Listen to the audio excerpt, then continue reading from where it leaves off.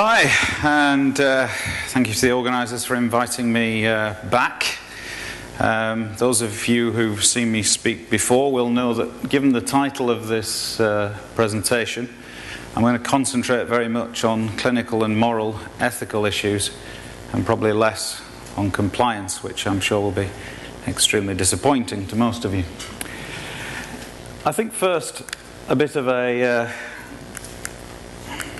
struggle with my clicker. Oh, here we are. A presenter's note.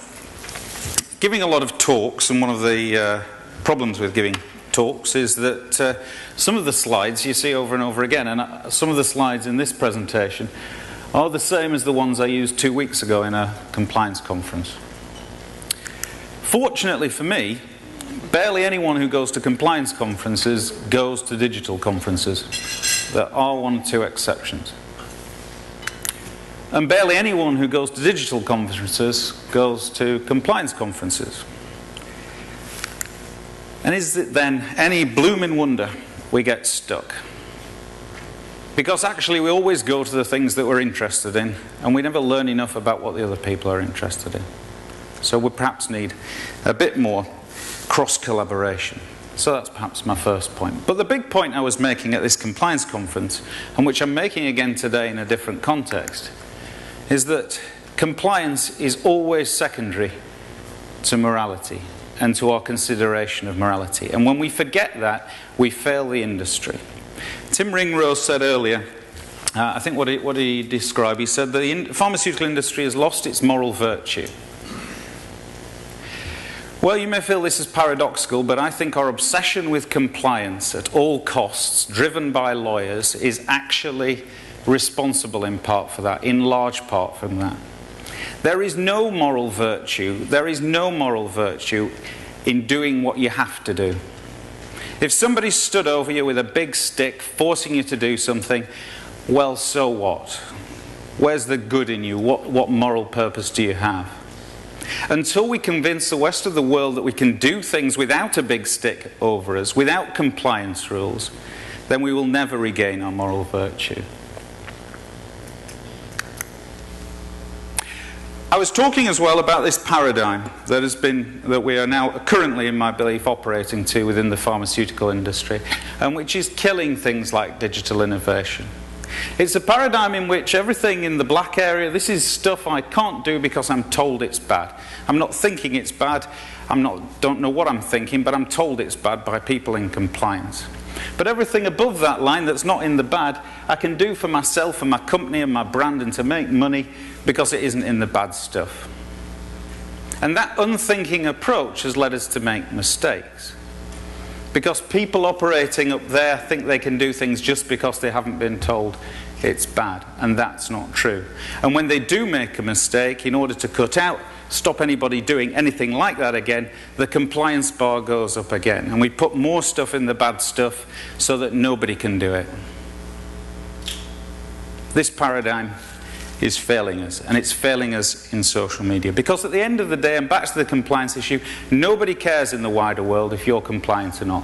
They care in digital and social media, as we know when we're out there and we're on Twitter, about what they think as humans. They don't care whether you've kept your law or your codes or your internal SOPs. Now, you'll recognise this from Dave Hunt's talk this morning. Well, barely recognise it because my PowerPoint skills aren't as good. But it's essentially the same theme. And me and Dave have talked about this at length, which is why you see some consistency here. I believe very much in the model that Dave was talking to, and it's something I've talked about a lot. There are things that you can do in the blue circle for the good of humanity. I think it's better than this black and white approach that we're taking. So we can do lots of good things. But you can't do everything you'd like to do that's good because you just can't afford to as a business. Business sense means that you have to stop somewhere in doing good. But similarly, in the red circle here at this side, you can make money, I'm sure you can make money by doing bad things. There are some drugs organisations in certain parts of the world who make billions of dollars doing bad things. Bad things can be profitable. But you don't do them because they're bad. And we must operate in this area of good business. And the compliance line is working out what is where does the bad things start, the things we shouldn't be doing. But this model, I think, is better because if you're thinking morally, you're not just thinking about what we shouldn't do, which is a minimum standard. You're obligating yourself to do as much as you can for the wider world, to bring as much benefit as you can, to reduce harm as much as you can, to reduce, improve people's autonomy and reduce injustice and unfairness in the world.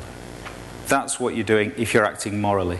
If you're acting compliantly, you're just doing the bare minimum that the rules ensure that you must.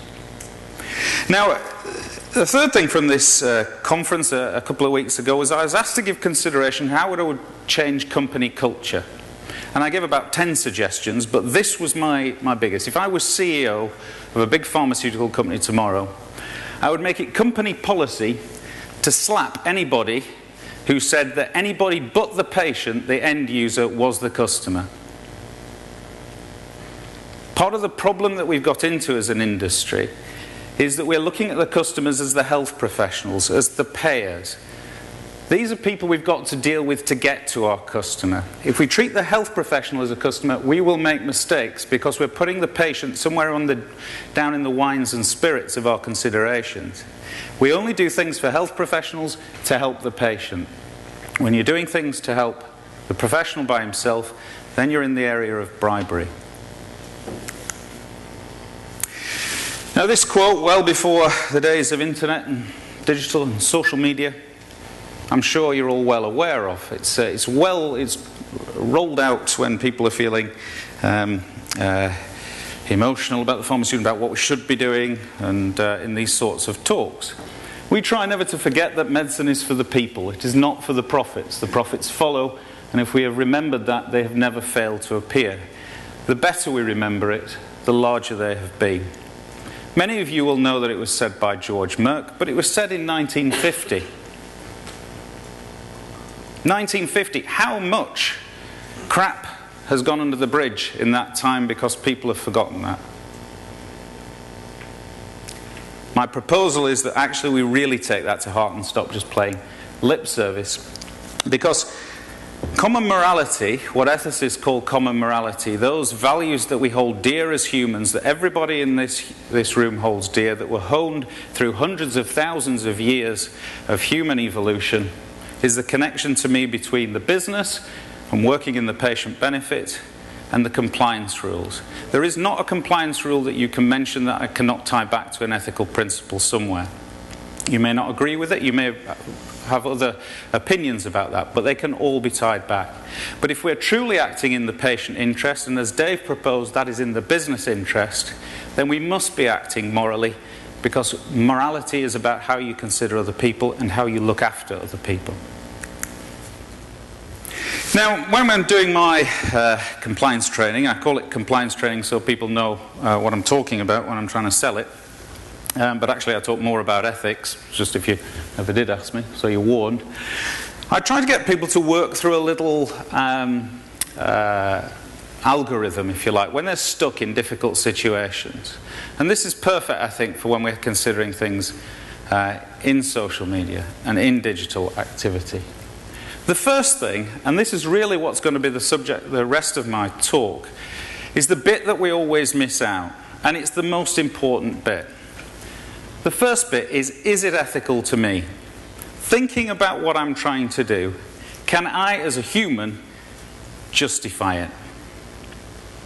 Forget the law, forget your SOPs, forget your business needs. Can I justify what I'm about to do? Because if you can, because you're a human and you're all pretty decent humans, you'll tend to make the same sort of decision as other humans. You're already well on the way to actually justifying a good activity. People tend to run and jump first to, is it compliant? And then go and ask somebody else, and ask somebody in legal or ask somebody in compliance. But that is the second step. Third step is choose the more conservative option. Just because I think something is ethical, if I know there's a rule against it, I shouldn't be doing it because wider society or the company or whoever has decided that's not appropriate. because these things are grey areas, as the slide is trying to indicate. Think about misperception, as we'll discuss in a second, and there's always a reality check. Sometimes you're always going to be in the grey when you're making these decisions, and then some reality checks come in, like what's the chance of me being wrong, and what's the consequence of me being wrong on this particular decision. Okay, so to apps. Is the app I'm proposing ethical? How do you consider that question? Well, I'm going to use this theory of ethics that I've already alluded to, the 4 principles of common morality.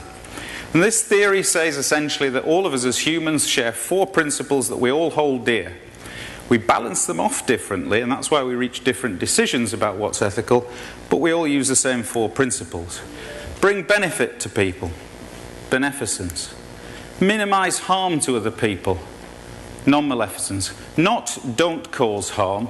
That's a common misconception. Primum non nocere is not really accepted as a theory within ethicists. We do cause harm sometimes, bringing good, and some of the apps that you develop will interfere with patient care and cause negative effects for some people. You have to be prepared for that in balancing things off. Think about individual rights of choice, the principle of respect for autonomy, people's autonomous rights to make decisions. And be fair. We all expect fairness, the justice principle. So the first of those to think about your app is, how much good does my app bring to the patient? Because the more good you can get into your app, the more people you help, and the more you help them, the better the case for your app. And I've just picked one. This is an app from Lilly, look at helping patients with glucagon. And I like apps like this that help patients who are actually on treatment. It's not wrong to provide more information once a patient's on a treatment. It's a good thing. Regulators might believe that the patient information leaflet is the bee's knees, the be-all and end-all of patient information. I don't. It's not fair that some patients can't understand that writing. We've got the capacity in some of the interactive tools that we have to actually give much better understanding to people, so they get more benefit from their treatments. And it reduces the harm to them. So we should be doing more of this stuff, and it's a powerfully good thing to be doing.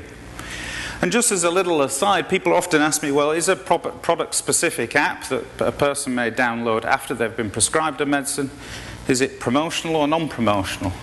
And that doesn't really compute with me. I tend to think of them as attributes of the product. In other words, that, like any attribute of a product, you can't promote it to patients before they're on the drug, but you can promote it to doctors as a good reason for them to be given a drug. And people like apps, and they see the good in them. And again, in my searching, we came across this, the European Directory of Health Apps, which was a review by patient groups and empowered consumers. I couldn't find the review by disempowered consumers, but might come out at some point, perhaps. But interestingly, within that, they put Angry Birds. Angry Birds was one of the health apps within that document, which surprised me slightly. And I do think that it's important when we're developing apps and developing ideas to help people that we make sure that we are really bringing benefit, that we're not creating homeopathic apps. It's a challenge for me in an agency, that I don't start. I've got to draw lines about the sorts of interventions I'm going to support with what I do, and there's those that I'm not. I could probably make a lot of money helping out companies who are selling nutritionist products with quacky science, but I'm not going to do that. I have to draw a line somewhere. And I think as well, in our digital interventions, we should really look at the science of them and not as well, and proof for them if we can find it, so that we can build a case for them. How much harm could your app do? The principle of non-maleficence is show that you've considered this as you go through the process of developing your app, or any intervention in truth. It's not, again, that you won't ever harm people by them getting the wrong end of the stick through information that you put out there, but that you have considered it, and you've seen to be considered it, is important if somebody criticises you down the line. The key thing in this, and this is an app that I worked on called My Asthma, my biggest contribution was to say, get some external advice. Sometimes I do come across companies designing interventions for patients sat in a room in the company with a medical advisor or whatever. Get some external advice into your interventions. Ask those external advisors, what's the chance of harm? And don't talk about harm in loose, airy-fairy terms. What's my chance of harming outliers, unusual people, people who don't understand the information, people who get the wrong end of the stick, people who arrive at the website on the wrong page or whatever? What's the chance of me harming people? How do I mitigate that harm? I've thought about a potential harm. Doesn't mean to say I'm not going to go ahead, but how do I stop that happening? How do I stop upsetting doctors? Now, I've put unreasonable referral here. We have got to be cautious that some of these interventions don't unreasonably refer people to doctors. But I'm all for actually referring people to unreasonable doctors. You know, part of the importance of this sort of work is that patients who have got substandard healthcare actually seek it out a bit more. So I'm all for upsetting doctors if they're not doing their job properly. But make sure that referrals that come from these sorts of inventions are right, and you need external advice for that. And also ask the question, can we do more with this to help more people? Again, it improves the morality of the app, very simply. And sometimes harm, and apologies to people in Pfizer, because with any examples I put up of these, it's always there, but for the grace of God go I. But of course we have to be careful about what our interventions are doing. And clearly part of the rationale behind the compliance regulations that are coming in, and we've seen recently from the FDA around apps, is to make sure they're calculating correctly and intervening correctly. We can't risk harming people by apps that make a bad calculation. And this was one that was miscalculating a value for doctors, which could have consequences for patients. So clearly it's important that these sorts of harms are avoided as well. And that, as I say, is why compliance regulations come in. Have I paid due respect to the free will of my audience? This is hugely important. In fact, all of this drive, all these figures coming out about how big social media is and the digital age and the revolution, etc. It's powered by the desire for autonomy. It's powered by the desire for people to express opinions, to grasp knowledge, to empower themselves, to increase their autonomy. And it is this drive for autonomy, this drive for freedom of individuals, is what we're all trying to deal with all the time.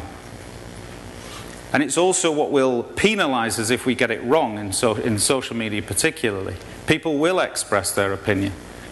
People will criticise us. And it's also anti to a lot of what the regulators want. And to some extent, I would say, to what doctors want. I was a GP, sat there once, and it is damn irritating when somebody comes in who knows more than you to ask you for your opinion and then tell you what you should think. Well, tough. That's the way the world's going. Doctors will have to get used to it, and probably regulators too as well, to some extent. So respecting autonomy requires several things.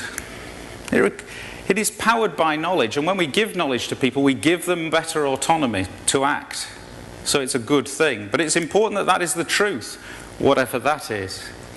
And for people to assess the truth, they need to know have complete transparency about where that truth is coming from. It also covers things like confidentiality, and again there's lots of data regulation, data protection regulation and such that is there to back that up. But the first thing is, confidentiality is about respecting this principle of autonomy which we all fundamentally understand. And it's also about rights of privacy. Just a little example of autonomy in action. This is an app about which is encouraging doctors to test for epidermal growth factor receptor mutations in lung cancer from AstraZeneca. And this app from Harvest Links is, in my opinion, just brilliant. Okay? I think it's fantastic. That's a fact. I should also tell you, in addition to my work for pharmaceuticalethics.com, I now head up Harvest Links Medical. I work for Harvest Links. Those are two facts, but you can't assess the first one unless I've told you the second one. It is all about the principle of respect for autonomy, and that is the principle of respect for autonomy in action. I would be unethical if I hadn't told you that second bit. How can I increase the fairness with my app and reduce unfairness within it? In other words, a good argument for a lot of what we do, because it's going out to so many thousand pieces, we're increasing fairness in society, in the wider world. But also, if we're not careful, our app might be unfair to some people. Let me show you a little bit about what I mean about fairness. Just talk to that a second. As I've said, it's unfair that some patients suffer because of ill-informed health professionals. It's a good thing to try and increase that baseline of knowledge out there in the world about all sorts of disease conditions. And we should defend our right to do it and make sure we do it well. But it's also unfair, as an example, if I cannot understand this app that I've downloaded because I've got poor literacy. So have you thought about the literacy level of the information that you're giving? Have you thought about other languages that it should be made available in so that people can understand it? There is also, I think, a challenge to us in digital agencies and such, is that it's unfair I cannot be helped because I don't have a smartphone. Now, you can't always do things about this. Sometimes things have to be digital because that's the program. But also we should think some people aren't in the digital age yet. And even though we might be in a digital agency or working for a digital part of the company, doesn't mean to say we can't think about paper-based things as well, and helping and increasing the fairness of what we do and add justice to it, because it makes it better, it makes it more moral. But the other thing is that it's unfair not to follow rules that other people have to follow. And so there is a moral justification for following compliance regulations. You can't just ignore the rules that society set or that government set. They have moral basis as well. So balance. I said earlier that in truth these four principles, though they're all very dear to us, we balance them off individually in different ways. That is the reason we reach different ethical decisions, for instance, about whether the rights and wrongs of euthanasia, for instance. Good people can come to completely different decisions because they have different opinions about the value of each of the principles. Now, the problem with compliance people, and I know because I've worked in compliance departments as well, and I've signature for donkey's years, and I've had the same problem, is it's never difficult to tell I'm paraphrasing P.G. Wodehouse here, but it's never difficult to tell the difference between somebody with a sunny disposition and somebody in compliance. Compliance people will always generally see the worst possible thing that can happen as a result of the activity you're suggesting to them. I know I've done it myself, and you feel it's your job when you sit with that responsibility to see the problems. But it's important as well to balance that with the good things that can come out of your intervention. But critical in that is that ethical objections, and an objection from somebody signing something off, can only be overcome with ethical arguments. Sometimes when, I've been saying, no, we can't do that, people come back and say, well, we really need to do it because, we're right at the end of the year and we're behind budget. That's not a good argument. It's a bit like saying, I'm going to rob a bank. And I say, well, I don't think you should rob a bank because I think that actually is immoral. And you'll say, well, I really need the money. It's still not a justification for robbing a bank. But if you came to me and I said, I'm going to rob a bank, and I said, well, no, you can't, I don't think it's moral. You say, well, actually, it's a bank and it holds lots of the earnings of drug cartels in South America and immoral earnings, and I'm going to rob it and give all the money to starving children. That's a better argument. I might not agree with you, but that's a better argument. You must respond to ethical objections with ethical arguments and get better at doing that to make your things happen in the real world of companies and compliance departments. And I just want it's another Lily app by a chance, but just sort of an example of that perhaps in action. This is an app that's on the US App Store. I couldn't actually, I'd sort of got access, but I went to the website anyway as well and had a look at it. I did have to lie and say I was a US doctor, but you know, hey, I'm not that ethical. And, you know, I think it's fantastic. It's talking about the Lilly oncology pipeline. So there's lots of information in there about medicines that aren't yet licensed. Now, many companies would throw out a bit of and I think there's somebody from Lilly here, so maybe wants to comment on it, but would have a bit of a fit about this. You know, the idea of they'd say, well, it jumped to that negative that it might be promotion outside the license. But you've got to respond with arguments to justify it. Now, under the principle of justice, I would argue this sort of thing is fantastic, because it's not fair if I as a patient don't get access to a clinical trial because my doctor doesn't know about it, about a particular medicine or a particular clinical trial, because whereas a doctor down the road with another patient does know about it and that patient's getting access. So under the principle of justice, I'd say this information is useful to oncologists. It is also justified under autonomy, helping oncologists make decisions for their patients, good, well-informed decisions based on what might be coming along. So we need to balance these arguments off and put some of the good things that can come out of some of these interventions against some of our worries and concerns and do it more effectively to make it happen. And then mitigate, reduce the chance of misperception. Again, I'll use this, the Lilly app as an example. I've got no background information on this particularly, but when I went to the website, this was the landing page. It's hardly welcoming. But that's good. People who are looking into this website must really want that information, and that will be part of my mitigation and defense should anybody criticize me. Similarly, the language is very basic. It's saying very basic things about what happens with the drugs. It's not trying to make claims. It's not trying to do anything underhand. I believe it, and I believe their intention in doing it is above board and right and the right thing to do. Now, we've got to the end of the presentation. I've only just got to, is my app compliant? And by great good fortune, this is my compliance slide. Because the fact is, you know and I know that you're not really interested in the detail of the regulation and you won't remember it for that long, but you must get that sort of advice. There are compliance rules to go through. We know that the FDA has brought out new regulations. We know that there is a need for some apps to be registered, for instance, in the MHRA as Class 1 medical devices. Get that expertise, because one of the problems here with the regulation is if we are lazy about this regulation stuff and we start downgrading our apps and our interventions in order so that we don't have to go through a regulatory process, then we're failing our patients again.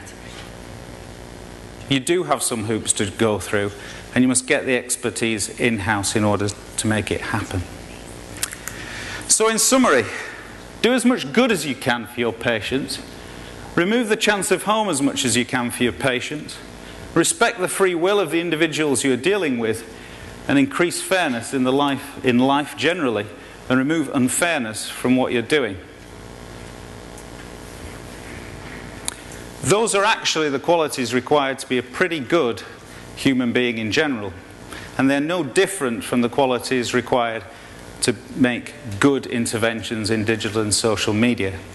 And that, ladies and gentlemen, is my point. Thank you very much. Can I start with one? So the way we looked at our ethics with our service was that we base every decision within the company as though the service we're trying to create is like your uncle who's a doctor or your auntie who's a doctor. And that governs everything we do, from going to a conference. Would we go here if it was your uncle or auntie? They don't write prescriptions, they don't do this thing. We find it makes it very easy when you structure it like that around some, and I think you some of those points right at the beginning where you said, understand why you're doing this and that type of bit. Do you think that can scale to larger companies, to major pharmaceuticals, to have one line that can almost just govern every decision you make? Because we've made this sort of mental model. What would your uncle or auntie do? As a doctor, people, family will come up and say, at Christmas party, something. And you'll say, look, I'll write this down for you, go to your doctor, say this, but I'm not going to consult you, I'm not going to be your doctor. And so we sort of tried to build a model that would emulate that for people obviously who don't have an uncle or an auntie, or maybe have an uncle or auntie who doesn't want to consult them. I mean, it's a very good way of thinking about the problems, because essentially the model that I showed is just a way of structuring, of thinking through a particular problem, to try and think of issues of justice, good and bad, but ultimately it is largely about what would you want to happen to you. What would you want? And we do have, we've all done it. The fact is, we sort of put ourselves out of that and start thinking about what the business wants and what the business needs.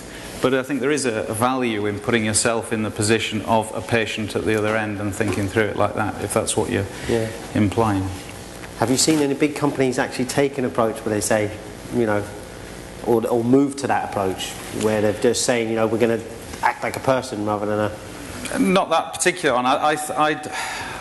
Frankly, I'm dying for a company to actually get, and maybe there's some represented here, but that get out of this compliance paradigm as their first thought about how to do the right thing. My concern at the moment is that companies feel that by being having more and more compliance people and more rules, they're somehow going to stop making problems, and that somehow that's going to reassure the public. And I think that's just flawed thinking. Can we have another question? There we are. So pharma can be its own worst enemy when it comes to engaging with topics around compliance or bad pharma or even good pharma, particularly in a social sphere. How do you think we can do better? I think, I